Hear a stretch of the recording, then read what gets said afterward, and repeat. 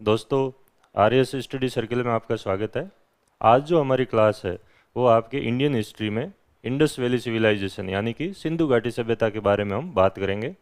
वैसे तो ये जो नाम है सिंधु घाटी सभ्यता, ये भी इसका उचित नाम नहीं है। इसके ऊपर भी पुरातत्ववेताओं में कई तरह के मतभेद है और इसके लिए जो सबसे उपयुक्त नाम क्या है इसको लेकर भी काफ़ी विवाद रहा है और फिर इसको हड़प्पा सभ्यता के नाम से आपके जाना गया है। तो यहाँ पर हम बात सबसे पहले करेंगे कि जो सिंधु घाटी सभ्यता है उसका विस्तार किस प्रकार किस तरीके से रहा है।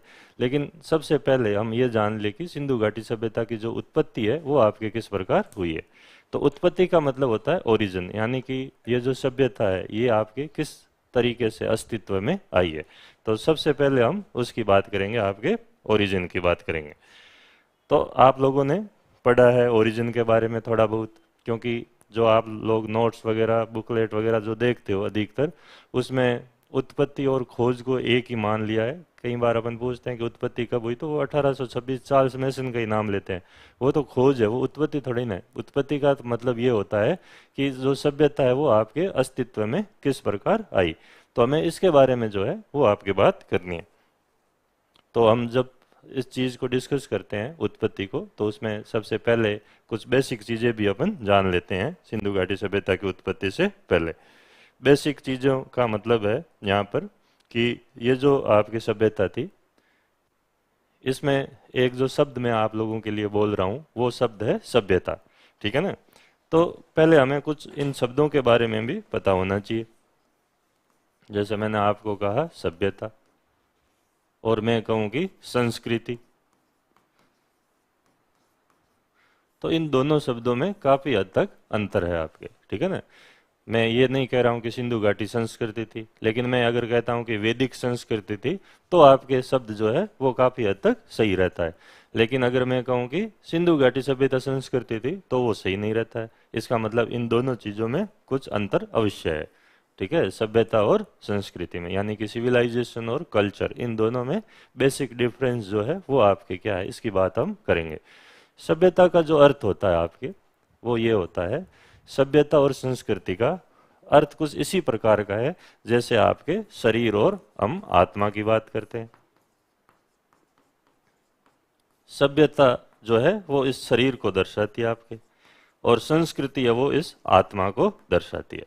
अब इनसे आप अंतर का अनुमान लगा सकते हो दोनों में। कैसे? देखो, शरीर जो होता है आपके वो आपको दिखाई देता है, यानी कि विजिबल फॉर्म में होता है, तो ये आपके दृश्य होती है, यानी कि दिखाई देती है।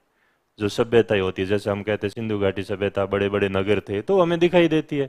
लेकिन हम कहें कि आर्य संस्कृति तो हमें दिखाई नहीं देती, लेकिन वो वैचारिक है, यानी कि ये दृश्य रूप में होती है, यानी कि मूर्त रूप में होती है आपकी। और संस्कृति जो होती है वो इनविजिबल फॉर्म में होती है, यानी कि अमूर्त रूप में होती है। तो पहला जो अंतर है वो आपके ये है। दूसरा जो अंतर ये होता है, क्योंकि आत्मा अपन कहते हैं कि अनश्वर है, कभी समाप्त नहीं हो सकती, नॉन पेरिशेबल है, लेकिन जो शरीर है वो आपके नश्वर है, यानी कि पेरिशेबल है। तो ये नश्वर होती है और ये आपके अनश्वर होती है, यानी कि संस्कृति अनश्वर, क्योंकि विचार कभी मरते नहीं, ठीक है ना। तो वो हमेशा से चलते हैं, इसलिए अपन कहते हैं सनातन संस्कृति। सनातन का मतलब ये है कि जो चीज़ लंबे समय से चलती आ रही है, जो चीज़ कभी खत्म नहीं हो सकती, तो इसलिए अपन इस शब्द का इस्तेमाल करते हैं आपके। तो वो आपके यहाँ पे हम इस चीज़ को इस तरीके से समझ सकते हैं। फिर आपके जो चीज़ जैसे दिखाई देती है तो वो नष्ट होती है, ठीक है, हमने उसकी बात की। तो ये आपके भौतिक स्थिति को दर्शाती है, ये आपके मेटेरियलिज्म को बताता है, ये भौतिक विकास को। तो ये आपके आत्मिक या मानसिक विकास को दर्शाती है आप। इसलिए अपन कहते हैं सिंधु घाटी सभ्यता, लेकिन हम कहते हैं वैदिक संस्कृति, क्योंकि वेदों में जो लिखी हुई बात है वो कभी अप्रासंगिक नहीं है। आज भी वही चीज़ें, यज्ञ वगैरह ये सब चीज़ें चलती है, उन्हीं देवताओं को अपन पूजते हैं, या जो तौर तरीके जीवन शैली है अधिकतर जो है वो हमें वैदिक काल की मिलती है, जिसके आधार पर जो है हिंदू धर्म टिका हुआ आपके। तो ये सारी चीज़ें हम उस इस तरीके से आपके बैकग्राउंड में देख सकते हैं। तो अगर आपको पहली चीज मैंने कहा कि हमें सबसे पहले तो ये चीज क्लियर करनी चाहिए कि हम सिंधु घाटी सभ्यता पढ़ रहे हैं या सिंधु घाटी संस्कृति पढ़ रहे हैं, वैदिक सभ्यता पढ़ रहे हैं या वैदिक संस्कृति पढ़ रहे हैं। ठीक है ना। तो संस्कृतियां कभी नष्ट नहीं होती, इसलिए मोहम्मद इकबाल ने कहा कि ईरान मिस्र रोमा सब मिट गए जहां से, क्या बात है कि हस्ती मिटती नहीं हमारी। तो हस्ती इसलिए नहीं मिटती क्योंकि हम सांस्कृतिक रूप से प्रतिनिधित्व करते हैं, हम सनातन की बात करते हैं, या हम कहते हैं कि भैया हम हमारी जो संस्कृति है वो अनश्वर है, वो नष्ट नहीं हुई, जबकि दुनिया में बाकी जो चीजें थी वो नष्ट हो गई। हालांकि मोहम्मद इकबाल ने ये बात जो है सिंधु घाटी सभ्यता की खोज होने से पहले कह दी थी। अगर वो खोज होने के बाद में कहते तो शायद ये बात नहीं बोलते, क्योंकि सिंधु घाटी सभ्यता भी नष्ट हो चुकी है आपकी। लेकिन क्योंकि सिंधु घाटी सभ्यता के बारे में जॉन मार्शल के नेतृत्व में हमें पता 1921 में चला, और इकबाल ने जो है ये बात आपके काफी पहले बोल दी, इसलिए जो है यहाँ पर इस तरह की दुविधा पैदा हुई आपके। तो सबसे पहले मैंने आप लोगों को बताया कि सभ्यता और संस्कृति क्या है। जब अपन आगे पढ़ेंगे मेंस के हिसाब से अपन इसी कोर्स में फाउंडेशन में, तो उसमें हम देखेंगे कि भारतीय संस्कृति की क्या विशेषताएं हैं, फिर वहां से जो है आपका टॉपिक मेंस का शुरू होता है। और जो हमारा प्रीलिम्स के जो टॉपिक है उसमें हमें जो राजनीतिक है, खोज है, कालक्रम है, ठीक है ना, ये सारी चीजें पढ़नी है। जबकि वहाँ नगर नियोजन, कला और आपके धर्म को जो है वो आपको प्री और मेंस दोनों में सिंधु घाटी सभ्यता का पढ़ना होता है। तो पहले हम कुछ बेसिक चीजें मैंने आप लोगों को बताया था कि वो हमें पता होनी चाहिए। अब बात आती है कि सिंधु घाटी सभ्यता की जो उत्पत्ति है वो आपके किस प्रकार हुई। ठीक है। अब आपको कहीं ये नहीं लगे कि उत्पत्ति तो हम ये फालतू की चीजें पढ़ रहे हैं, ज्यादा ज्ञान पढ़ रहे हैं, आरएस में तो ऐसे प्रश्न नहीं आते हैं। तो आरएस में भी ऐसा प्रश्न आया हुआ है, अपन अभी देखेंगे थोड़ी देर में। जब एक बार ये टॉपिक अपन कर लेंगे तो उसके बाद किस तरह के प्रश्न सिंधु घाटी सभ्यता से पूछे गए हैं तो वो भी आपके देख लेंगे, तो ये कंफ्यूजन भी जो है आपके दूर हो जाएगा। लेकिन मैं फिर कह रहा हूँ कि जो भी आप नोट्स पढ़ते हो कोचिंगों के, आरएस के लिए, तो उसमें ये जो चीज़ है ये कहीं होती नहीं है। सीधा चार्ल्स मेसन नहीं होता है 1826, जबकि उससे पहले भी काफ़ी चीज़ें है सिंधु घाटी के बारे में। तो उत्पत्ति का मतलब ये हुआ कि ये अस्तित्व में कैसे आई, यानी कि ये जो नगर बने सिंधु घाटी सभ्यता में, तो ये क्या किसी ने आके बना दिया अचानक, या यहाँ पर भी कुछ ऐसी परिस्थितियां निर्मित हुई जिसकी वजह से बने, या आर्यों ने आके बना दिए, या हमारे दक्षिण भारत के द्रविड़ लोगों ने इनका निर्माण किया। ये नगर एकदम अस्तित्व में आए कैसे। तो ये एक विवाद का विषय रहा पुरातत्ववेताओं में कि भैया ये नगरीय सभ्यता यहाँ पे ऐसे कैसे प्रकट होगी, क्या सहसा प्रकट हुई यानी अचानक प्रकट हुई, या एक क्रमिक विकास की प्रक्रिया के तौर पर अपन इसको समझ सकते हैं। ठीक बात है।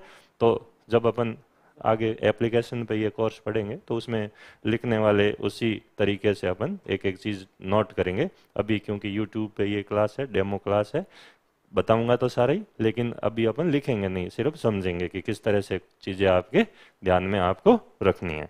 ठीक है। तो अगर अपन बात करते हैं उत्पत्ति की, तो देखो उत्पत्ति को लेकर 4 तरह के मुख्य विचार जो है वो आपके प्रचलित रहे हैं। कुछ लोग ये कहते हैं कि मेसोपोटामिया और सुमेरिया से आकर इस संस्कृति या सभ्यता का विकास किया लोगों ने। ठीक है। और उसमें अधिकतर जो पश्चिमी विद्वान थे उनकी ये मान्यता थी। हालांकि जॉन मार्शल ने ऐसा विचार प्रकट नहीं किया था, उन्होंने तो कहा था कि भारतीय भूमि से ही ये सभ्यता विकसित हुई है। लेकिन बाकी लोगों के विचार कुछ इसी प्रकार के थे कि ये जो सभ्यता थी ये मेसोपोटामिया और सुमेरिया के लोगों की देन मानी जाती है। इसको अपन डिफ्यूजन पैराडिग्म कहते हैं। डिफ्यूजनिस्ट पैराडिग्म यानी बाहर से जो लोग आए, विसरणवादी सिद्धांत कहते हैं या आवर्जन कहते हैं।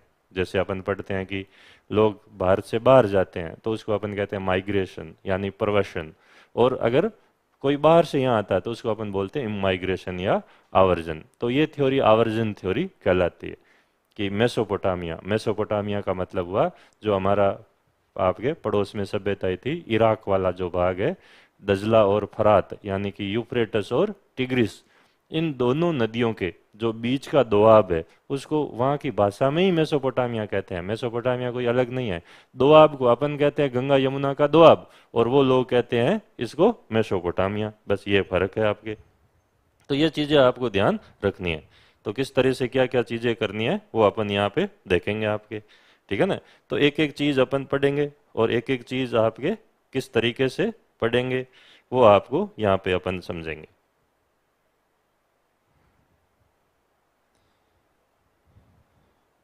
तो देखो, तो अब यहाँ पे जो बात है आपके, सबसे पहले जो सिद्धांत है वो आपके विसरणवादी सिद्धांत। मैंने कहा 4 सिद्धांत है। एक सिद्धांत ये कहता है कि आर्य लोग जो थे वो इस सभ्यता के निर्माता थे। एक सिद्धांत ये कहता है कि द्रविड़ लोग जो थे, यानी हमारे दक्षिण भारत के लोग थे, वो इस सभ्यता के निर्माता थे। और एक सिद्धांत ये कहता है कि जो हमारे यहाँ घग्गर आकरा में सोथी संस्कृति थी और जो बलूचिस्तान में ब्राहुई संस्कृति थी, वहाँ के लोग इसके निर्माता थे। तो इस तरह की जो चीजें हैं वो आपके इस सभ्यता को लेकर चलती है। तो यहाँ पे हम उत्पत्ति को लेकर बात करते हैं। उससे पहले आप सभी जानते हो कि सिंधु घाटी सभ्यता कांस्य युगीन है। कांसा जो है वो आपके ब्रॉन्ज कहलाता है इंग्लिश में, और ये कॉपर और टिन यानी तांबा और टिन को मिलाकर जो है वो आपके निर्मित होता है। तो जब कांसे की बात आती है तो पहली चीज तो आपके यही आ जाती है कि इन लोगों को धातु मिश्रण की भी जानकारी थी, यानी कि धातु विज्ञान मेटलगरी के बारे में इनका जो नॉलेज था वो काफी हद तक बढ़िया था। इसीलिए तो उन्होंने कांसा बनाया। हालांकि कांसे का इन्होंने ज्यादा प्रयोग नहीं किया, अधिकतर जो उपकरण है वो तांबे के ही निर्मित है आपके, ठीक है ना। लेकिन जो एफ्लुएंट जो थे, रिच लोग जो थे, यानी कि जो सोसाइटी में सबसे समृद्ध या धनी लोग थे, उन्होंने अधिकतर जो उपकरणों का प्रयोग किया वो कांसे के, इसलिए वो सभ्यता कांस्य युगीन कहलाती है आपके, ठीक है। और इसका जो ये नया समय है ये आपके C14 जो संशोधित है अभी, वो आपके ये टाइम बताती है। अब वो 2300 से 1750 आपको ध्यान नहीं रखना है। अब सिंधु घाटी सभ्यता का जो संशोधित C14 तिथि है वो आपके बताती है 2600 से 1900 ईसा पूर्व। अब मैंने कहा ना कई सारे शब्द है जो चीजें बदल गई, अपन बोलचाल में यूज करते हैं। अब यूं तो ईसा पूर्व शब्द का भी प्रयोग नहीं होता, उसको बोलते हैं BCE, बिफोर कॉमन एरा अब कहा जाता है, यानी सामान्य वर्ष पूर्व। क्योंकि अपन ईसा पूर्व कहते हैं, ईसवी कहते हैं, तो इसमें क्रिश्चियनिटी यानी ईसाइयत की बू आती है, इसलिए कई लोगों ने जो है ये नाम आपके बदलने का सुझाव दिया और ये नाम चेंज हो गए। अब अपन CE या BCE के नाम से ही आपके इनको जानते हैं, ठीक है। और एक होता है बिफोर प्रेजेंट जो 1950 तक का जो है वो आपके BP कहलाता है। तो अगर अपन ओरिजिन की बात करें तो मैंने बताया कि 4 सिद्धांत है। एक तो है आपके विसरणवादी यानी कि डिफ्यूजनिज्म पैराडिग्म या इमाइग्रेशन थ्योरी आपके। दूसरा है आर्यों से उत्पत्ति हुई यानी कि आर्य लोग निर्माता थे। तो ये कॉन्सेप्ट ये बताता है कि आर्य जो थे वो सिंधु घाटी सभ्यता से पहले थे, क्योंकि तिलक वगैरह तो उनको 6000 ईसा पूर्व तक का मान लेते हैं आपके। फिर एक द्रविड़ उत्पत्ति सिद्धांत है, जो हमारे लोग थे जो आपके विंध्याचल पर्वत जो है उसके दक्षिण में रहते हैं, वो आपके द्रविड़ कहलाते थे। उत्तर वाले आर्य और दक्षिण वाले द्रविड़। और एक ये कहता है कि स्वदेशी उत्पत्ति, क्रमिक विकास, एकदम बोले सभ्यता नहीं आई, पहले लोगों ने खेती की, फिर धीरे धीरे बस्तियां बनी, गांव बने, फिर गांवों की आबादी बढ़ी और धीरे धीरे वो गांव जो थे वो नगरों में तब्दील हुए। तो ये जो प्रक्रिया है वो आपके ये बताती है, यानी कि मुख्य जो थ्योरी है वो आपके कितनी थ्योरी हो गई, 4 जो है वो आपके होती है, ठीक है। अब हम इसकी बात करते हैं कि ये जो विसरणवादी सिद्धांत यानी आवर्जन सिद्धांत है, इसके समर्थक कौन है। तो देखो इसके समर्थक जो है उसमें मार्टिम जो व्हीलर है, उन्होंने कहा कि सुमेरियन लोगों ने यहाँ आके इस सभ्यता का निर्माण किया। इसी तरह जो मेके थे, अर्नेस्ट मेके जो आप पढ़ते हो चनूदड़ो वगैरह में जो आपके, तो उनका भी ये मानना है कि जो सुमेरिया के लोग थे उन्होंने आके सिंधु घाटी सभ्यता का निर्माण किया। अब देखो इराक को तो मेसोपोटामिया कहते हैं आपके, और सुमेरिया ईरान कहलाता था। तो मेसोपोटामिया जो सभ्यता थी उसी का ही एक भाग था सुमेरिया आपके, जो हमारा बिल्कुल पड़ोसी था उस समय, क्योंकि पाकिस्तान उस समय अलग नहीं था, तो पाकिस्तान की सीमा लगती है ईरान से, ठीक है ना। तो ये आपके सुमेरिया कहलाता था। बाद में ये फारस कहलाया, पर्शिया कहलाया। पुराना जो नाम है वो आपके क्या है, सुमेरिया, सुमेरिया कहलाता है। तो मेके और मार्टिमर जो व्हीलर है वो आपके कहते हैं कि सुमेरिया के लोग निर्माता थे। इसी तरह क्रेमर जो है वो कहते हैं कि मेसोपोटामिया के लोग निर्माता थे। DS गॉर्डन और गॉर्डन चाइल्ड भी यही कहते हैं कि मेसोपोटामिया के लोग जो थे वो इस सभ्यता के निर्माता थे। अपने भारतीय विद्वानों में DD कोसाम्बी का भी मत जो है वो इसी तरीके का है आपके, और इवन HD सांकलिया ने भी इसी तरह के विचार प्रकट किए हैं कि सिंधु घाटी सभ्यता के जो निर्माता थे वो आपके मेसोपोटामिया और सुमेरिया सभ्यता के लोग थे। तो पहला जो कॉन्सेप्ट है वो ये है आपके, ठीक है। तो इसमें इसके जो समर्थक है सिद्धांत के वो आपके ये है, गॉर्डन चाइल्ड है, DS गॉर्डन है, लियोनार्ड बुली है, क्रेमर है, EH मेके है, DD कोशाम्बी है, और मैंने कहा SD सांकलिया के भी मत जो है वो भी इसी तरीके के है आपके। पुणे विश्वविद्यालय के ये है आपके, और पुरातत्ववेत्ता। इन्होंने कई जो आपके ताम्रपाषाण संस्कृतियों के उत्खनन में अपना काफ़ी हद तक योगदान दिया है।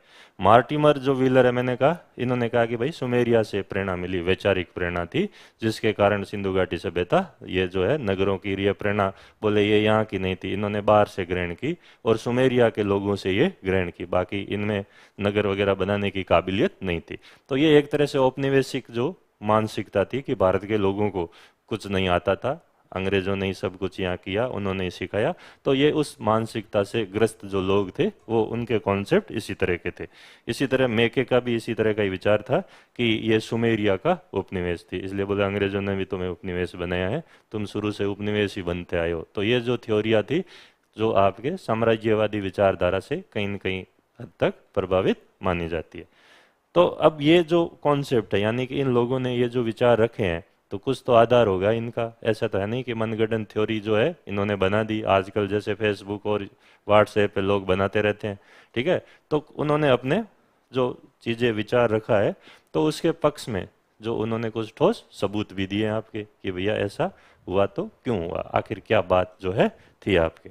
तो अब हम देखते हैं कि उन्होंने किस आधार पर ये बातें कही।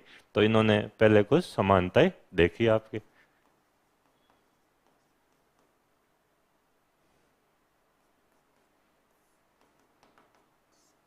तो इन्होंने समानताएं बताई। समानताएं क्या बताई इन्होंने?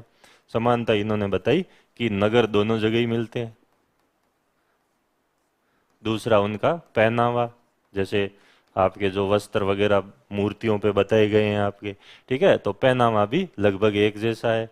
जैसे वो पुरोहित की आपके देवता की मूर्ति है, उस पे जो है आपके दाढ़ी है और मूछें नहीं है, तो वो भी सारी चीजें आपके वहां पे यहाँ पे सेम मिलती है आपके, ठीक है ना। फिर तीसरा व्यापारिक संपर्क था आपस में। हालांकि सिंधु घाटी सभ्यता नगरीय थी और मेसोपोटामिया ग्रामीण प्रधान थी, लेकिन नगर फिर भी दोनों जगह मिलते हैं, तो ये भी एक साम्यता बताई गई आपके, ठीक है ना। तो व्यापारिक संपर्क है, पहनावा है, नगर है आपके। इसी तरह मुहरे ये भी प्रयुक्त करते थे, और अपने यहाँ पर भी मुहरे प्रयुक्त होती थी आपके, ठीक है ना। तो इसके आधार पर भी इन्होंने समानता की बात की आपके। उन्नत कृषि, अर्थव्यवस्था, ये भी एक आधार है। और फिर पशुओं का अंकन जो मुहरों वगैरह पे मिलता है आपके, उसमें भी साम्यता है। तो ये सारी बातें जो है वो आपके समानताओं की पुष्टि करती है। तो ये, लेकिन ये जब अपन समानताएं देखते हैं तो ये ऊपरी तौर पे समानताएं नजर आती है हमें, ठीक है ना। आंतरिक रूप से जो है इनमें खूब सारी चीजें हैं जहाँ पे हम असमानताएं देख सकते हैं। लेकिन इनका जो मानना था कि भैया ये जो नगर थे, इसी से प्रेरणा लेके सिंधु घाटी सभ्यता के नगर बने, ठीक है। पहनावा, वस्त्र, बोला ये सारी चीजें भी है, व्यापारिक संपर्क भी है, दोनों जगह बंदरगाहों वाले जो शहर है वो मिलते हैं आपके। बैलगाड़ियों का अस्तित्व था, मुहरे जो मिलती है, ठीक है। हालांकि उनके आकार प्रकार में जो है वो अपन असमानताओं में देखेंगे। उन्नत कृषि अर्थव्यवस्था की बात की, पशुओं के अंकन की बात की। तो ये सारी बातें जो है वो इन्होंने बताई कि भाई ऐसा है। इसलिए हम ये कह सकते हैं कि सिंधु घाटी सभ्यता के जो निर्माता थे वो मेसोपोटामिया और सुमेरिया के लोग थे। लेकिन जब बाद में इनकी असमानताओं की अपन बात करते हैं तो वो काफी हद तक जो है महत्वपूर्ण है आपके, और वो ज्यादा प्रभावी है। इस आधार पर जो है बाकी लोगों ने इस सिद्धांत या विचारधारा को क्या कर दिया, खारिज कर दिया। उनका ये कहना था कि ये जो बातें हैं वो बातें सच नहीं है, ठीक है, जिस तरह की बातें बताई गई है, और उसमें मूलभूत अंतर है, असमानता। या अब मूलभूत अंतर जो है वो आपके क्या है उसकी बात हम करते हैं। देखो, यहाँ पे दोनों जगह नगर है, लेकिन आपके सैंधव सभ्यता जो हमारी है, ये नगर प्रधान थी और व्यापार प्रधान थी।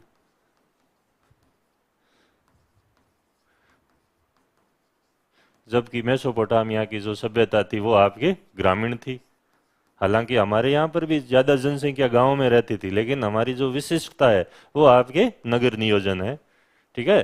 तो मेसोपोटामिया और जो सुमेरिया की सभ्यताएं हैं, वो आपकी कैसी है, ग्रामीण थी। ठीक है, तो ये ग्रामीण थी और कृषि प्रधान थी। यहाँ पे कृषि जो थी, एग्रीकल्चर जो थी, वो आपकी इकोनॉमिक लाइफ को डोमिनेट करती थी, तो ये कृषि प्रधान थी। इसलिए एक जो मूलभूत अंतर है वो आपके ये है। फिर हमारी लिपि जो है वो अपठित है, आप सभी जानते हो, सिंधु घाटी सभ्यता की, और ये पिक्टोग्राफिक है, भाव चित्रात्मक है। ठीक है, आप लोगों को कई लोग जो आपके विद्वान लोग पढ़ाते हैं कि सिंधु घाटी सभ्यता की लिपि ब्रूस्टोफेडन थी, नहीं थी। ब्रूस्टोफेडन का प्रमाण तो सिर्फ कालीबंगा के एक मृदभांड पर मिलता है। ब्रूस्टोफेडन तो लिखने की शैली थी, वो ऐसे थी आपके, लेकिन जो लिपि थी आपके, वो तो स्क्रिप्ट जो थी ओरिजिनल, वो तो कैसी थी, पिक्टोग्राफिक, आइडियोग्राफिक या भाव चित्रात्मक थी। ठीक है ना, लिखने की जो स्टाइल है वो है ब्रूस्टोफेडन, न कि लिपि जो है वो आपके ब्रूस्टोफेडन है। तो ये चीज भी आप क्लियर रखो। ठीक है ना, तो लिपि अपठित और भाव चित्रात्मक है, जिसमें लगभग आपके 64 मूल चिन्ह माने जाते हैं, लेकिन 250 या 240 से अपन 400 तक जो है आपके इसमें वर्ण अक्षर जो है वो आपके, जिनको अपन वर्ण चित्र कह सकते हैं, वो मिलते हैं। जबकि मेसोपोटामिया की जो लिपि है वो कीलाक्षर है आपके, और ये पठित है, और इसमें 900 जो है वर्ण अक्षर मिलते हैं आपके। ठीक है, तो एक ये अंतर है। अगर मान लो कि हमने उन्हीं से ही वैचारिक प्रेरणा ग्रहण की, तो विचार तो भाषा के रूप में ही निकलते हैं, और अगर विचार भाषा के रूप में निकलते हैं तो वहाँ पर चीज़ों में समानताएं होनी चाहिए थी, क्योंकि यही सबसे बेसिक चीज़ थी। और यहाँ ही जो आपके अंतर हम देख सकते हैं। फिर हमारा जो टाउन प्लानिंग है वो वैसा वहाँ पर नहीं मिलता है, नगर नियोजन, और जो हमारी जल निकास प्रणाली है, यानी कि वाटर ड्रेनेज सिस्टम, ऐसा तो कहीं पर कॉन्टेम्परेरी पूरी सिविलाइजेशन में ही नहीं था, और ये सबसे यूनिक विशिष्टता मानी जाती है। ऐसा जल निकास प्रणाली तो बहुत बाद में 800 बीसीई में, यानी कि सिंधु घाटी सभ्यता के 1800 साल बाद हम यूनान में जो क्रीट द्वीप है वहां पर देखते हैं, और क्रीट द्वीप के नोसस शहर में देखते हैं हम। यानी कि इस समय जो है आपके इस तरह की जल निकास प्रणाली किसी भी कंटेम्परेरी सिविलाइजेशन में हमें नहीं मिलती है। तो ये भी एक अनूठी बात थी जो कि सिर्फ सिंधु घाटी सभ्यता में ही आपके दिखाई देती है। ठीक है, तो ये भी अंतर है। फिर हमारे यहाँ तालाबों से सिंचाई होती है। ठीक है, सिंध के जो लासा बेला क्षेत्र है, धोलावीरा को तो तालाबों का ही शहर कहते हैं आपके। ठीक है, मूल जो यहाँ पे तालाब थे, जबकि मेसोपोटामिया में जो सिंचाई के साधन थे वो नहरें थी। अपने यहाँ धोलावीरा में अपवाद स्वरूप जो है वो नहर मिली है, और अफगानिस्तान में शोरतुगई में अपवाद स्वरूप, यानी कि एक्सेप्शन के तौर पे हमें कुछ कैनाल या नहर के एविडेंस मिलते हैं। लेकिन अभी पुरातत्ववेत्ता है या इरफान हबीब की जो पीपल्स हिस्ट्री जो आपके एक पूरी सीरीज आई है, उसमें इन चीज को खारिज किया, और उन्होंने शोरतुगई और मुंडी गाह को मध्य एशियाई सभ्यता का ही एक हिस्सा बताया है। तो वो काफी विवादित चीज है कि शोरतुगई और मुंडी गाह क्या वास्तविक रूप से सिंधु घाटी सभ्यता के स्थल थे या बीच में व्यापारिक केंद्र थे जहाँ पे लोग सरायों के तौर पर उनका इस्तेमाल करते थे। तो इरफान हबीब वगैरह का ये कहना है कि ये शहर शौकता जो सभ्यता थी सेंट्रल एशिया की, उसी का ही पार्ट आपके हैं। तो यहाँ पर भी काफी हद तक जो है चीजें हम देखते हैं कि इसी तरह की चीजें जो स्पष्ट नहीं है। हाँ, क्लासों में, कोचिंगों में जरूर लोग स्पष्ट कर देते हैं, लेकिन बेचारे पुरातत्ववेत्ता अभी तक इन चीजों को स्पष्ट नहीं कर पाए। तो ये आपको ध्यान रखना है। तो तालाब और नहरें जो है वो है आपके। फिर मेसोपोटामिया में मंदिरों के प्रमाण मिलते हैं, जबकि अपने यहाँ मंदिरों के प्रमाण नहीं मिलते हैं। हालांकि कुछ लोगों ने दावा जरूर किया है कि जो लोथल में अग्निकुंड थे वो एक तरह से मंदिरों के रूप में प्रयुक्त होते थे, लेकिन उसके हमें कोई पुख्ता एविडेंस नहीं मिलते हैं। तो ये सारी बेसिक जो है असमानताएं आपके मानी जाती है। मेसोपोटामिया में जो है गाय का अंकन मिलता है मोहरों पर, और हमारे यहाँ गाय का अंकन नहीं मिलता है मोहरों पर। ठीक है, लेकिन यहाँ पर भी विद्वान लोग ये बता देते हैं कि सिंधु घाटी सभ्यता के लोग गाय से तो अपरिचित थे, और बैल उनका प्रिय पशु था। तो फिर बैल कहाँ से आया भाई? ठीक है ना, लेकिन अब उनकी मर्जी है, वो कुछ भी बोले। गाय से परिचित थे, लेकिन गाय पालतू पशु थी इसके कोई प्रमाण नहीं है। और गाय का अंकन जो है वो मूरों पर आपके नहीं मिलता है। ये चीज आपको ध्यान रखनी है, ठीक है ना। तो ये मत कह देना कि गाय से परिचित नहीं थे और बैल जो था वो उनका प्रिय पशु था, ठीक है। इस तरह की उल्टी ऊट पटांग बातें मत बोल देना। आप लोग कम से कम इतिहास पढ़ो तो ढंग से पढ़ो। तो ये सारी चीजें हैं असमानताएं हैं। तो असमानताएं तो बेसिक है आपके, समानताएं तो ऊपरी तौर पर थी। तो इस आधार पर इस मत को खारिज किया जाता है। एक और चीज का जो कंफ्यूजन है आप लोगों को, वो आपके ये है कि अपन पढ़ते हैं कि सिंधु घाटी सभ्यता की मूरें बेलनाकार भी थी, आप ये भी पढ़ते हो, गोलाकार भी थी, लेकिन ऐसा बिल्कुल नहीं है। बटन के आकार की थी, ये अपन पढ़ते हैं या आप लोगों को पढ़ाया जाता है, ऐसा नहीं है। सिंधु घाटी सभ्यता की जो मूर्त थी वो तो सबसे ज्यादा चौकोर थी या वर्गाकार, और दूसरी थी रेक्टेंगुलर या आयताकार, यानी स्क्वायर और आयताकार थी आपके। हाँ, बेलनाकार मूर्त मोहनजोदड़ो में मिली है, कालीबंगा में भी मिली है, लेकिन ये मेसोपोटामिया की है, जो व्यापार का प्रमाण है, जो अपने यहाँ मिलती है। और ये गोलाकार जो है ये आपके कहाँ पे मिलती है? लोथल में, ठीक है ना। तो इसका मतलब ये नहीं है कि इन मूरों का निर्माण अपने यहाँ होता था, इन मूरों का निर्माण वहाँ होता था, क्योंकि हमारी मूरें वहाँ पे मिली है और उनकी मूरें अपने यहाँ मिलती है, और ये वस्तुओं के स्वामित्व निर्धारण के लिए इनका प्रयोग होता था। तो ये तो आपस में लेन देन को बताता है। इसका मतलब ये नहीं है कि ऐसी मूरें अपने यहाँ ही बनती थी। हमारी जो मूरें थी उसमें फर्स्ट नंबर ये है और सेकंड नंबर पे जो है वो आपकी ये है। हाँ, अगर प्रश्न ऐसा आता है कि सिंधु घाटी सभ्यता में उत्खनन में किस प्रकार की मूर्य प्राप्त हुई है, तो आप चारों बताओगे। लेकिन अगर प्रश्न ये आता है कि सिंधु घाटी सभ्यता की मूर्य थी, तो आपके दो ही थी, चौकोर व आयताकार। ये चीज ध्यान रखनी है। तो ये छोटी छोटी बातें हैं, लेकिन इनको आपको क्लियर रखना अपने माइंड में। जब आप इतिहास पढ़ते हो तो फिर ऐसी गलतियां नहीं होनी चाहिए, ठीक है। तो ये हमने पढ़ा कि फिर किस आधार पर मेसोपोटामिया और सुमेरिया के लोगों को निर्माता नहीं माना गया है। तो ये अंतर बहुत बेसिक है आपके, ठीक है। और इन्हीं अंतरों के आधार पर जो है उस मत को खारिज किया। तो फिर दूसरी और लोगों ने सर्च करना शुरू किया। तो फिर बोले आखिर में कैसे ये सभ्यता अस्तित्व में आई। तो फिर हमारे जो ब्रजबासी लाल, जिनको आपके पद्म अवार्ड भी मिला है, जिनकी हाल ही में मृत्यु हुई है, और वो भारत के प्रमुख पुरातत्ववेत्ता रहे हैं। कालीबंगा का नाम आप सुनते तो बीबी लाल यानी ब्रजबासी लाल का नाम जो है वो सबसे पहले आता है। तो उन्होंने ये कहा सबसे पहले कि जो आर्य लोग जो थे वो आपके सभ्यता के निर्माता थे, ठीक है ना। उनके जो मत था वो आर्यों का मत उन्होंने बताया। बाकी और भी लोग थे आपके, लेम्बर्स जो कार्लोवस्की थे, अस्कोपारपोला थे, उनके भी मत ऐसे ही थे। किसी ने अफगानिस्तान का बताया, किसी ने सेंट्रल एशिया का बताया, किसी ने सईस्तान का बताया, जिसको सीस्तान कहा जाता है, ठीक है। तो उन सब ने इस तरह के विचार रखे आपके, जिसमें आपके लेम्बर्ग कार्लोवस्की जो है वो आपके महत्वपूर्ण माने जाते हैं। इन्होंने कहा कि तुर्कमेनिस्तान यानी तुर्किस्तान यानी सेंट्रल एशिया, सईस्तान या सीस्तान या अफगानिस्तान के और सिंधु घाटी सभ्यता के मध्य हुए आदान प्रदान का परिणाम ये हमारी नगरीय सभ्यता मानी जाती है। और ऐसे ही मत जो है अस्कोपारपोला ने रखे हैं आपके, जिन्होंने सिंधु लिपि का भी अध्ययन किया आपके, ठीक है। उनके भी जो विचार है वो आपके कुछ इसी प्रकार के रहे हैं। लेकिन ये मत जो मैंने कहा कि ये मत खारिज हो चुका है कि सिंधु घाटी सभ्यता के निर्माता मेसोपोटामिया और सुमेरिया के। तो फिर बात आई आर्यों की कि आर्य निर्माता थे। और आर्य निर्माता की बात की आपके सबसे पहले बीबी लाल यानी कि आपके ब्रजबासी लाल ने। फिर इनके मत का कई लोगों ने समर्थन किया, जिसमें रामचंद्र थे, लक्ष्मण स्वरूप थे, मीडो थे, आरपी चंदा थे, भगवान दास थे, ठीक है। इन सब ने भी इसी तरह के जो है वो आपके विचार रखे और एक तरह से एक के बाद एक बड़े बड़े दावे किए इन्होंने, ठीक है ना। और वर्तमान में जो पुरातत्व विभाग के महानिदेशक आपके रहे थे, और उन्होंने राखी गढ़ी जीन के अध्ययन के आधार पर भी इसी तरह का आपके दावा किया है, ठीक है ना।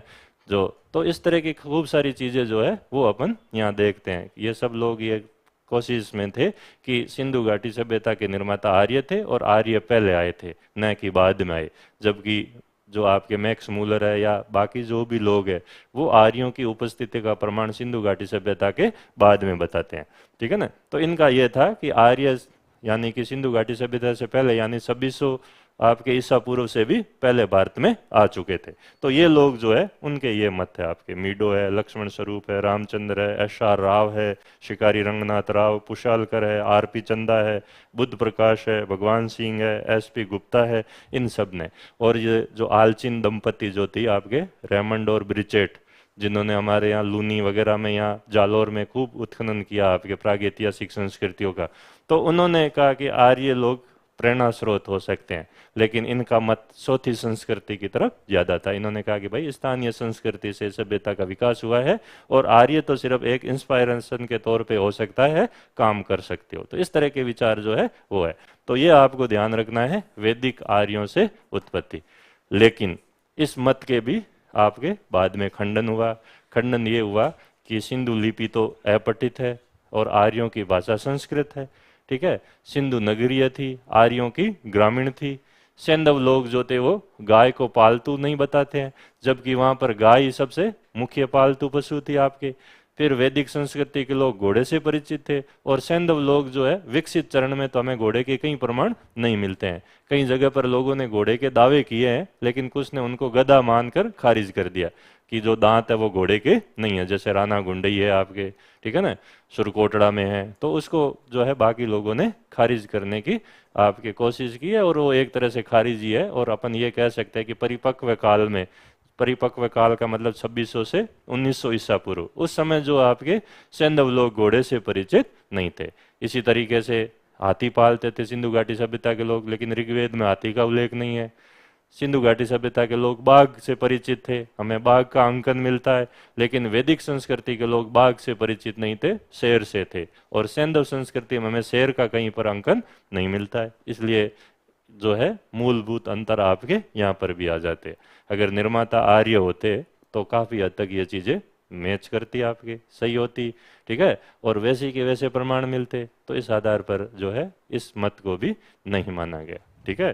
तो फिर तीसरी जो बात आती है आपके, वो थी द्रविड़ संस्कृति। द्रविड़ का मतलब अपने दक्षिण भारत के लोग। तो इनका मत है कि दक्षिण भारत के लोग थे वो वास्तविक रूप से सिंधु घाटी सभ्यता के निर्माता थे। और सुनीति कुमार चटर्जी, ठीक है ना, राखलदास बनर्जी, इन लोगों का ये मानना था कि यही निर्माता थे आपके, ठीक है। तो सुनीत कुमार चटर्जी, राखलदास बनर्जी, के.एन. शास्त्री, इनका था कि जो ऋग्वेद में वर्णित दास या दस्यु है, जो चपटी नाक वाले, काले रंग वाले, अनास, सिद्रा, शिष्ण देवा, मृदवाक, वो लोग थे बोले इसके वास्तविक रूप से निर्माता, ठीक है ना। लेकिन ऐसे हमें कई प्रमाण नहीं मिलते हैं, ठीक है ना, इसके पक्ष में भी कि द्रविड़ लोगों ने इस सभ्यता का निर्माण किया दक्षिण से आके, ठीक है ना। तो वो दक्षिण में भी कर लेते, लेकिन वहाँ मेगालिथिक साइट्स मिलती है इस समय हमें, महापाषाण संस्कृतियाँ या नवपाषाण मिलती है, वहाँ नगरों के कहीं पर भी प्रमाण नहीं मिलते, इसलिए इस बात को भी नहीं माना जाता। तो फिर लास्ट में जो सबसे महत्वपूर्ण, सबसे मान्यता प्राप्त जो सिद्धांत है वो है अपनी ग्रामीण संस्कृतियों का। ग्रामीण संस्कृतियों का मतलब कि भैया हमारे यहाँ ही जो नदियाँ थी, मैदान थे, उसका फायदा लोगों ने उठाया, और इन्होंने धीरे धीरे कृषि कार्य इतना किया कि सरप्लस प्रोडक्शन हुआ, अधिशेष उत्पादन हुआ, और उसी अधिशेष उत्पादन पर आगे चलकर नगरीय क्रांति हुई फर्स्ट, जिसको आपके फर्स्ट अर्बन रिवॉल्यूशन कहा जाता है आपके। तो पहली जो नगरीय क्रांति है वो आपके गॉर्डन चाइल्ड ने बताई है, वो सिंधु घाटी वाली बताई है, और उन्होंने नगरीय क्रांति को परिभाषित करने की कोशिश की है, और उन्होंने नवपाषाण क्रांति शब्द का भी प्रयोग किया आपके, ठीक है, नियोलिथिक रिवॉल्यूशन भी, ठीक है ना। तो यहाँ पे जो क्रमिक विकास का सिद्धांत है ये दो संस्कृतियों की मुख्यतः आपके बात करता है। दो संस्कृतियां कौन सी, तो अपन इनकी बात कर लेते हैं एक बार। देखो ये जो हमारा भाग है आपके,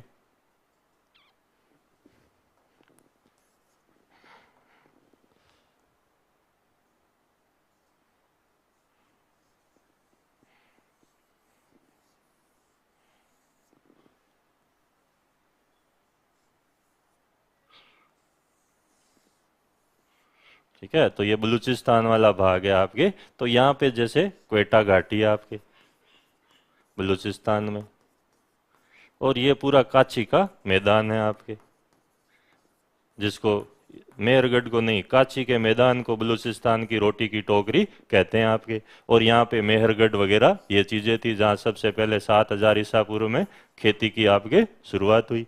तो ये पूरा जो भाग था बलूचिस्तान वाला, जहाँ पे क्वेटा है आपके, जोब लोरलाई क्षेत्र है आपके, नाल संस्कृति वाला भाग है आपके, जिसको अपन आमरी वाला भाग भी कहते हैं आपके, ठीक है ना। तो जोब है, क्वेटा है, नाल है, आमरी है, आपके कोट दीजी वाला भाग है। ये जो ग्रामीण संस्कृतियां थी, जिसको भाषा के तौर पर हम ब्राहुई संस्कृतियां कहते हैं आपके, बलूचिस्तान में जो मुख्य भाषा है वो ब्राहुई है आपके। तो इनका नाम पुरातत्ववेताओं ने रखा ब्राहुई संस्कृतियां, और बोले कि इन्होंने ही आगे चलकर जो है आपके सबसे पहले यहाँ पे लोगों ने, क्योंकि गुफाओं से बाहर आके इन्होंने शुरुआत में कुछ जो गेहूं और जौ की खेती करनी मेहरगढ़ के लोगों ने शुरू की, फिर एक इंस्पायरेशन मिली बाकी लोगों को, तो वो भी गुफाओं से बाहर आके इस मैदानी भाग का प्रयोग करने लगे, और उन्होंने भी कुछ बीज डाले जो पहले जंगली थे, बाद में वो आपके एक तरह से उगाने खाद्यान्न के रूप में विकसित हुए। कपास की भी खेती की इन लोगों ने, और धीरे धीरे यहाँ पर इतना उत्पादन हुआ कि लोगों की जरूरत के बाद जो है वो अनाज आपके बच गया। इसको अपन सरप्लस या अधिशेष उत्पादन कहते हैं। यानी अब समाज में ऐसे लोग आ सकते थे जिनको सीधे खेती करने की आवश्यकता नहीं थी, वो कुछ क्राफ्ट का काम कर सकते थे, शिल्प का काम कर सकते थे, कुछ चीजें बना सकते थे, व्यापार कर सकते थे, और उनके खाने पीने का जो बंदोबस्त था वो यहाँ के इन किसानों ने कर दिया। तो किसानों से उन्होंने अनाज लिया और उनकी जरूरत की चीजें उन्हें दी, जिसको अपन वस्तु विनिमय या बार्टर सिस्टम कहते हैं, ठीक है ना। और वो जो लोग जिस जगह पे बसे, जो बंदरगाहों वाले थे, तटों वाले थे, जहाँ खेती तो नहीं हो सकती थी लेकिन व्यापार हो सकता था, और वही केंद्र आगे चलकर जो है नगरों के रूप में विकसित हुए। तो ये स्थानीय उत्पत्ति की जो बात है वो आपकी है। इसको अपन आगे जब क्लास करेंगे अपने एप्लीकेशन पे तो पूरा डिटेल में लिखेंगे कि किस तरीके से पहले ग्रामीण समुदायों का विकास हुआ, ढाणियाँ आई, जैसे अपन देखते हैं मरुस्थलीय भाग में बिखरे हुई प्रकीर्ण बस्तियां होती है, फिर धीरे धीरे जनसंख्या बढ़ती है तो वो बस्तियों में आपके जो क्षेत्रफल है उनका बढ़ जाता है, और फिर आपके वही आगे चल के नगरों में तब्दील हो जाती है। तो ये प्रोसेस जो है उस समय यहाँ पर चला आपके 3200 ईसा पूर्व में, जिसको अपन प्राक हड़प्पा काल कहते हैं। तो 3200 से 2600 ईसा पूर्व का जो काल था वो ग्रामीण संस्कृतियों का काल कहलाता है, और उसी को जो है अपन यूं कह सकते हैं कि ये क्षेत्रीयकरण का काल माना जाता है आपके। तो सबसे पहला वाला जो भाग था वो आपके ये माना जाता है, ठीक है। तो फिर आपके बाद में धीरे धीरे नगरीय सभ्यता आई, ठीक है, एकीकरण का काल आया, और लास्ट में जो है स्थानीयकरण का काल आता है, ठीक है। तो ये सारी बातें यहाँ पर होती है आपके। तो ये जो भाग आपको ध्यान रखना, एक तो ये सांस्कृतिक केंद्र था, दूसरा रफीक मुगल ने जो है यहाँ पे चोलिस्तान क्षेत्र में अध्ययन किया आपके, जहाँ खूब सारी ग्रामीण बस्तियाँ, सबसे ज्यादा बस्तियाँ यहीं मिली आपके, जो थार का मरुस्थल है पाकिस्तान में, चोलिस्तान के नाम से जाना जाता है। और 1997 में यहाँ रफीक मुगल ने जो है इसके बारे में अध्ययन किया, और इन्होंने भी स्थानीय संस्कृतियों से इस सभ्यता का निर्माण बताया आपके। फिर अपना यहाँ राजस्थान में जो अमलानंद घोष ने 1952 में प्राक सैंधव संस्कृतियों का पता किया, उसमें आपके हनुमानगढ़ में नौहर के पास है 8 किलोमीटर, वो है सोथी, और हरियाणा में है आपके सीसवाल, उसको सोथी सीसवाल संस्कृति कहते हैं। तो यहाँ पर भी आप लोग गलत पढ़ते हो कि सोथी बीकानेर में है, बीकानेर डिवीजन है पुरातत्व विभाग का, लेकिन सोथी आता है हनुमानगढ़ जिले में ही है, और नौहर के पास है 8 किलोमीटर, ठीक है। तो वहाँ ध्यान रखना है। तो इसको सोथी सीसवाल संस्कृति के रूप में अपन जानते हैं। तो ये ग्रामीण संस्कृतियाँ आपके अस्तित्व में आई 3200 से लेके 2600 ईसा पूर्व में, या जिसको अपन BCE कहते हैं। और ये जो काल है ये आपके कहलाता है प्राक हड़प्पा काल, ठीक है। और इसको अपन यूं कह सकते हैं कि ये क्षेत्रीयकरण का काल था, यानी कि सबसे पहले वाला भाग आपके माना जाता है। तो ये प्राक हड़प्पा चरण जो है वो आपके 3200 से 2600 में था। यहाँ पे क्या हुआ, यहाँ पे गांव थे, और इन्हीं गांवों से आगे चलकर नगरों का निर्माण हुआ। तो ये प्राक सभ्यता है। कालीबंगा में जो हल्के खांचे मिले वो इसी चरण के हैं, जहाँ पे एक ही खेत में दो दो फसलें उगाते थे, चना और सरसों। तो ये सब चीज किस चीज का सूचक है, ये सब इस चीज का सूचक है कि ये अधिशेष उत्पादन कर रहे थे, यानी कि अपनी जरूरत के बाद अनाज इतना था कि बच रहा था, और उसका इन्होंने जो है उपयोग व्यापार वगैरह इन कामों में आपके किया गया। तो ये आपके थी। तो ये संस्कृतियां मानी जाती है। तो अमलानंद घोष ने ये कहा है, आलचिन दंपति ने ये कहा है कि सोती और सीसवाल से विकास हुआ है। रफीक मुगल कहते हैं कि जो घग्गर आकरा में जो चोलिस्तान क्षेत्र है वहाँ की ग्रामीण संस्कृतियों से विकास हुआ है। और रोमिला थापर जो है आपके इतिहासकार, फेयर सर्विस है आपके, ठीक है। तो रोमिला थापर हुआ, रोमिला थापर हुई, फेयर सर्विस हुए, डीपी अग्रवाल हुए,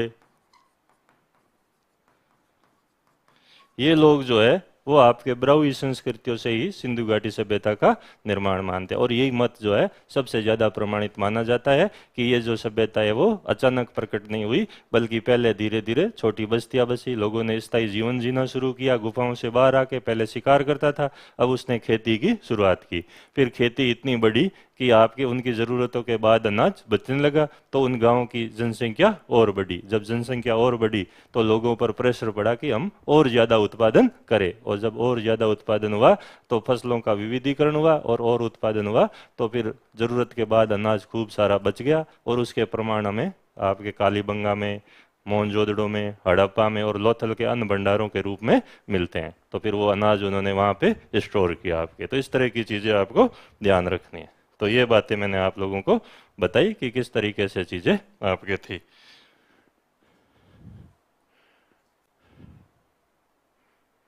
ठीक है। तो ये जो आपकी संस्कृतियां थी, जोब लोरलोई, इसमें राणा गुंडई, पेरियाना गुंडई, मुगल, डाबरकोट, ये है। क्वेटा में किली गुल मोहम्मद दम सादात और पिराक दम्ब है। ऐसे ही आपके कुली में मेही रोजी, ये सारी चीजें अपन आगे जो है इनको डिटेल में पढ़ेंगे। और आमरी नाल जो संस्कृति है वो आपके, तो इन संस्कृतियों से ही विकास माना जाता है। इनको अपन आगे डिटेल में लिखेंगे। अब आपके लास्ट में अपन प्रश्न देख लेते हैं कि किस तरह के प्रश्न आते हैं आपके। देखो, अब जो आपके इसी उत्पत्ति वाले से जो क्वेश्चन आया है वो आपके ये है। जैसे मेके ने कहा कि सुमेर से लोगों का पलायन हुआ, ये 2013 में आरएस में आया हुआ आपके। तो ये मत तो आपके सही है, ठीक है। मार्टिमर व्हीलर ने कहा कि पश्चिमी एशिया से सभ्यता के विचार का प्रवसन हुआ, ये भी अपन ने पढ़ा, ये भी सही है। अमलानंद घोष कहते हैं कि हड़प्पा सभ्यता का उद्भव पूर्व हड़प्पा सभ्यता की परिपक्वता के परिणाम स्वरूप हुआ, जो अपन ने कालीबंगा सोती संस्कृतियां पढ़ी, यानी ये भी सही है। रफीक मुगल कहते हैं कि हड़प्पा सभ्यता ने मेसोपोटामिया सभ्यता से सीख ली, तो प्रेरणा ली, तो ऐसा नहीं है। रफीक मुगल ये कहते हैं कि हमारी जो संस्कृतियां थी आपके चोलिस्तान की, घग्गर आगरा की, यानी स्थानीयता का तत्व ज्यादा प्रभावी था। तो ये जो मत है आपके गलत माना जाता है, और ये तीनों जो है वो आपके सही माने जाते हैं। तो इस प्रश्न का जो आंसर है वो आपके ये होगा। तो ये आरएस में ऐसे प्रश्न पूछे गए हैं आपके, आप पिछले सालों के पेपर देखोगे। फिर इसी तरह का एक प्रश्न था कि निम्नलिखित में से कौन से कथन हड़प्पा मोहरों के संदर्भ में सही है, ठीक है। तो अधिकांश मोहरे आकृति में वर्गाकार है, अपन ने अभी पढ़ा, स्क्वायर है, तो ये सही है। अधिकांश मोहरे शैल खड़ी की बनी है, आप सभी जानते हो स्टेटाइट से बनी हुई है, ये भी आपके सही है। और कुछ मोहरों पर केवल लेख है परंतु आकृतियां नहीं है। अब ये आपके किताबों में कम मिलता है, लेकिन ये भी सही है, तीनों ही आपके सही है। और इसके बारे में जेएम कैनोयर जो पुरातत्ववेत्ता है, उन्होंने बहुत डिटेल से आपके लिखा है, और उन्होंने दो मूरे भी बताई, ये हड़प्पा की, ये मोहनजोदड़ो की, जिस पर सिर्फ आपके भाव चित्रात्मक है, पशुओं की आकृतियां या मोटिव्स नहीं है। उन्होंने लिखा है long rectangular seals with no animal motifs from the last part of the Harappan phase found at Harappa and Mohenjodaro, ठीक है ना। तो इनकी ये जो बुक है आपके जेएम कैनोयर की, एंशिएंट टाउन्स या आपके town in Indus valley civilisation, यानी कि उन्होंने प्राचीन नगरों का अध्ययन किया सिंधु घाटी सभ्यता के। तो ये सारी बातें भी आपको ध्यान रखनी है। तो इस तरीके से जो भी आपके क्वेश्चन आए हुए हैं अपन उनको भी डिस्कस करेंगे, पूरा पढ़ेंगे, ठीक है। और जहाँ मेंस के टॉपिक होंगे उनको मेंस और प्रीलिम्स दोनों हिसाब से पढ़ेंगे। और जो सिर्फ प्रीलिम्स में है जैसे ये उत्पत्ति वगैरह, तो इसी तरह के प्रश्न आते हैं, तो उनको हम इस प्रकार देखेंगे। तो ये हमारा गुरु ज्ञान बैच, ठीक है, जो आपके प्रीलिम्स और मेंटरशिप का बैच है, ठीक है, 5 मई से आपके शुरू हो रहा है। और दूसरा जो हमारा बैच है वो आपके शिवालिक बैच है, फाउंडेशन बैच आपके, ये भी हमारा जो है 5 मई से शुरू हो रहा है। और ये जो हमारा फाउंडेशन बैच है आपके, इसकी जो फी है आपके, वो अभी हमने 5 मई तक जो है वो आपके रखी है 11,000, फिर उसके बाद जो है आपके इसकी जो फी स्ट्रक्चर है वो 15,000 हो जाएगा। अभी हमने 11,000 रखा आपके 5 मई तक आज से, यानी कि 1 से लेकर 5 मई तक जो है वो आपके 11,000 है, फिर वापस आपके 15,000 या उससे भी ज़्यादा हो सकती है। और ये वाला जो बैच है आपके प्रीलिम्स प्लस मेंटोरशिप वाला, इसकी जो फी स्ट्रक्चर है वो आपके यही रहेगा, ठीक है ना, 5100 जो है वो आपके। तो दोस्तों आज की क्लास में अपना प्रयास था कि किस तरीके से सिंधु घाटी सभ्यता की उत्पत्ति है उस पूरे प्रोसेस को आपको समझाना था। जब अपन एप्लीकेशन पे क्लास करेंगे तो उसमें एक एक चीज़ को लिखेंगे। अब जो आगे जितनी भी डेमो क्लासेज होगी वो आपके एप्लीकेशन पे होगी, फ्री होगी आपके इन कोर्सेज में, वहाँ पर आप मेरी क्लासेस देख सकते हो। और ठोलिया सर की जो क्लास होगी वो यूट्यूब पे आपके 2 क्लासें रहेगी, फिर एप्लीकेशन पे वहाँ पर भी डेमो क्लास होगी, निःशुल्क होगी, आप वहाँ पे कोर्स में जाके उन क्लासेस को देख सकते हो। ठीक है, थैंक यू।